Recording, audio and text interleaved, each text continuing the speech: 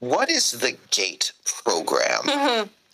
And how were you involved in that? So this one took me a little bit. I knew, again, this is a core memory.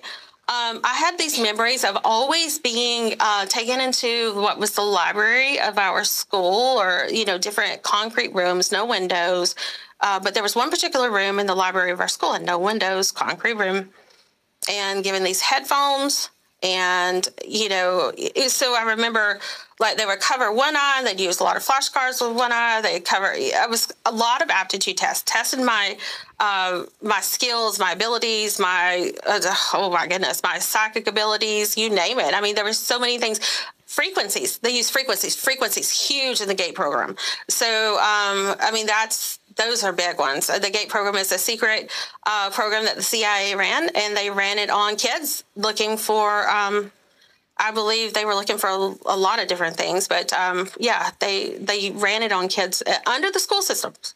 A lot of it was under the school systems. So. Do you know what that led to? That led me into a deeper involvement in, like, higher even ranking, I would say, in the government programs. So, yeah.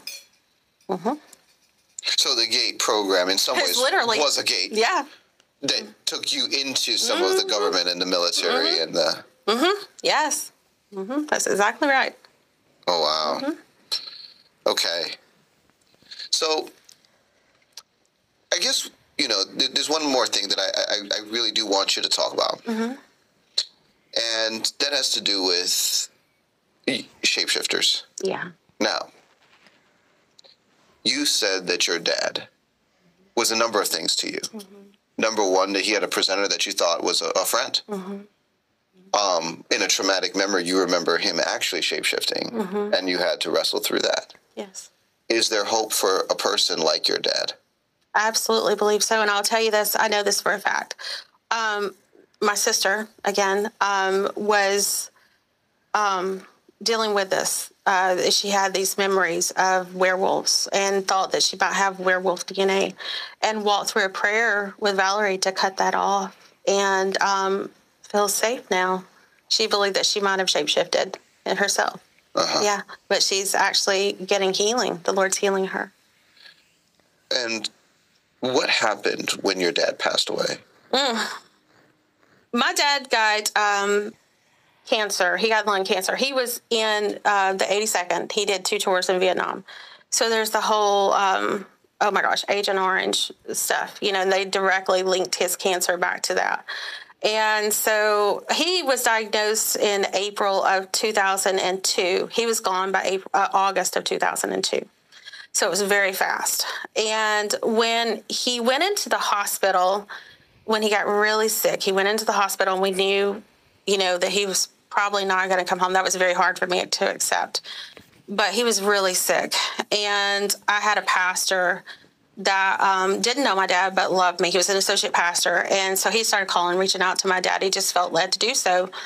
And so he had been calling my dad, and he went to visit my dad at the hospital one day. And he said he felt led to pray over my dad before he got there.